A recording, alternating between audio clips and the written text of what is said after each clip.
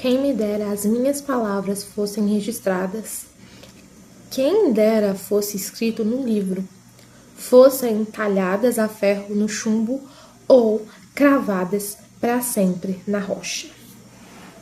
Essa passagem, esse versículo, se encontra lá em Jó, capítulo 19, versículo 23 e 24. Que eu não gostava de ler o livro de Jó, isso era quase que um fato. E eu estou aqui no capítulo 19, ansiosa por ouvir. Na verdade é porque eu não entendia muito bem. Quando você é cristão, tem algumas coisas que você não entende. E a nossa fé vai muito ao contrário do mundo. E isso a gente também já sabe, mas às vezes parece que a gente esquece. E o que mais mexia comigo em relação a Jó era porque Jó era um homem bom. Ele era um homem justo. E não foi qualquer pessoa que disse que ele era um homem justo. Foi o próprio Deus que disse que ele era um homem justo, um homem íntegro, um homem bom. E Jó, sendo um homem justo, um homem íntegro e um homem bom, ele tinha muitas posses. Tinha seus filhos, tinha muitos bens. E ele era um homem muito inteligente. E ele era um homem da sociedade, que conversava, ajudava as pessoas a resolverem problemas. Mas, de repente, num piscar de olhos, a vida de Jó muda. E muda muito. Ele perde tudo. Além de quebrar financeiramente, ele perde os seus filhos. E aí eu comecei a ler, eu comecei a entender um pouco mais sobre Jó. E eu percebi que isso acontece com a gente também. É claro, não com essas proporções, porque... Mas acontece, ele fala que queria que as palavras dele fossem registradas, e as palavras dele foram registradas. Ele estava um homem muito aflito, né? E o que eu achei super interessante é porque os amigos de Jó, Elifaz, Bildad, Zofar, eles achavam que tudo isso tinha acontecido com Jó porque Jó tinha pecado. Então eles tinham na mente deles que, cara, isso tá acontecendo com você por um motivo. Você pecou. E às vezes as coisas acontecem na vida da gente simplesmente porque a gente tem que passar por isso. Eu acredito que nossa vida cristã é como se fosse uma faculdade. A cada semestre ou a cada estação dessa faculdade, a gente vai passar por semestres diferentes. E dentro desses semestres vai ter disciplinas, vai ter módulos diferentes. E algo que o crente tem que sair dessa faculdade tendo nas mãos ou passando por essa disciplina é algo chamado sofrimento. E o sofrimento, ele não tem nada a ver com o pecado. O sofrimento é algo maior do que isso. Jó, ele passou por um sofrimento, mas era um sofrimento que no final dava glória para Deus. Tem uma passagem da Bíblia que eu não me recordo agora no momento, mas é basicamente assim. Tá os discípulos, tá Jesus, os discípulos perguntam, falam, Jesus, essa enfermidade desse cara aí é por quê? Ele pecou, o pai pecou, a mãe pecou, e Jesus simplesmente olhou para eles e falou assim, não. Isso aí, essa enfermidade é pra glória de Deus. Então vai ter coisas que vai acontecer na nossa vida, que não vai ser necessariamente porque a pessoa pecou. E às vezes a gente tem essa tendência religiosa de pensar, aconteceu isso com fulano. Eu acho que é porque fulano tá fazendo alguma coisa errada. Mas também, né, a pessoa começou a comprar as coisas, deve estar fazendo coisa errada. Que não sei o que fulano tá... fulano tá acontecendo isso com a família dela, porque ela tava muito, assim, desleal à família dela, ela tava preocupada em ir pra academia, cuidar da alimentação, não pode. Alguma coisa de errado ela tá querendo fazer. E às vezes a gente fica querendo atribuir o nosso sofrimento a um culpado. E às vezes o nosso sofrimento, ele é mais do que isso. Ele é pra gente aprender, pra gente sair com esse certificado de Jesus, pronto, eu concluí na escola do deserto essa parte tão importante. E eu vejo Jó sofrendo. E uma das coisas que eu também aprendi com o livro de Jó é saber pra quem a gente tem que contar os nossos sofrimentos. Antes dos amigos de Jó chegarem, eles têm todo esse diálogo, é um diálogo muito extenso e muito longo. Jó estava sentado, os amigos dele sentam e eles ficam ali, todo mundo em silêncio. Em silêncio, ficam 7 dias, 7 noites em silêncio. Até aí tudo bem. Mas de repente Jó, ele quebra o silêncio. Talvez ele pensou, nossa, meus amigos estão aqui, meus colegas, meus best friends estão aqui do meu lado, eu posso expor a dor do meu coração. E por que eu falo isso?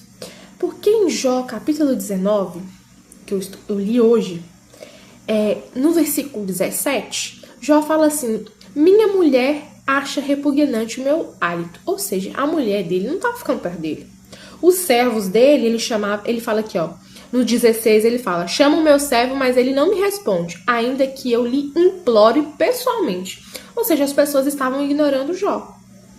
E os amigos de Jó estavam ali, sentados, conversando, estavam ali perto dele. E Jó, ele expõe a dor do coração dele. Jó, no seu ápice de dor, ele amaldiçoa o dia que ele nasceu. Ele fala, cara, eu podia ter nascido morto, eu podia ter morrido, eu podia ser um aborto, minha mãe podia ter perdido as forças e eu ter morrido na hora do trabalho de parto. Que sofrimento! E aí ele expõe isso do coração dele. E os amigos dele falaram, não, agora nós vamos expor o que nós pensamos. Eu sei que alguns capítulos, eles ficaram meio que dando aquela maquiada pra não dar muito na cara. Mas eles ficavam literalmente insinuando como se Jó tivesse o quê? Pecado. Não, confessa. Depois eles começam a ir mais profundo. Falam, não, cara, você errou, você pecou. E constantemente, ele faz, que era o mais velho, ele falava, tipo assim, ah, não, mas você sabe, né, que os ímpios, nada dá certo pros ímpios. Tudo dá errado pros ímpios. A luz dos ímpios se apaga. E a escritura diz que Deus dá o sol, Deus dá a chuva para pessoas boas e para pessoas que não são boas, para ímpios e justos. Então, dizer que o sofrimento de uma pessoa é só por causa de pecado, a gente tá sendo religioso. A gente tá sendo meio elifaz, meio humildade, meio zoar. Às vezes o que os nossos amigos e os nossos colegas precisam é que a gente só escute. Escute o sofrimento, a tristeza e tudo isso. E às vezes a gente quer dar, não, mas deve ter acontecido alguma coisa, mas falar não vai adiantar nada porque basicamente já aconteceu. Então o que é melhor? Você ouvir e acolher os sentimentos da pessoa. Se você não tem nada de bom e de edificante para falar, é melhor que não se fale absolutamente nada. E Jó, que era um homem temente a Deus, não desonrou o Senhor, mas sempre que ele podia, ele falava, Deus me cercou e tá aqui e tal. E Jó, no mesmo capítulo, ele tem, no 19, ele fala, no capítulo 19, versículo 25 ao 27, ele fala, eu sei que o meu Redentor vive, e que no fim se levará sobre a terra, e que no fim se levantará sobre a terra. 26. E depois que o meu corpo tiver destruído e sem carne, verei a Deus. 27.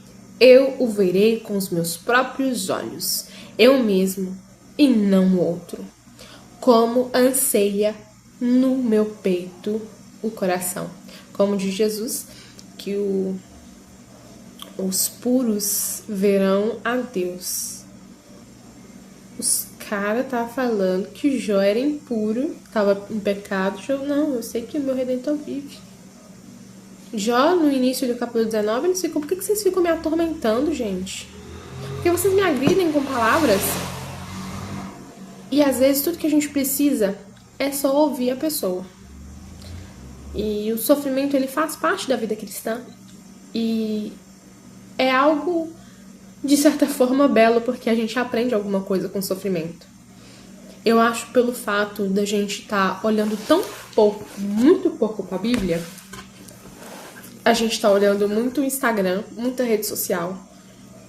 E as pessoas, com certeza, elas só vão postar o melhor dos melhores dias delas.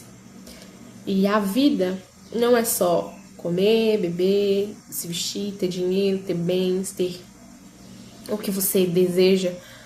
Mas a vida é viver com Jesus, é conhecer Jesus nessa vida, é honrar a Deus com a nossa vida. E às vezes o sofrimento, ele dói. Mas será que a gente está disposto a sofrer para trazer glória para o nome de Deus? Será que a gente está disposto a sofrer para trazer louvor para o nome de Deus? Então, eu deixo a minha mensagem. Como é que eu finalizo esse vídeo, deixo essa mensagem, que a gente possa refletir sobre a Bíblia e sobre tudo que ela fala. E Deus é bom, Deus é maravilhoso e Ele é misericordioso. E como a própria Escritura diz, o choro dura uma noite, mas a alegria ela vem pela manhã.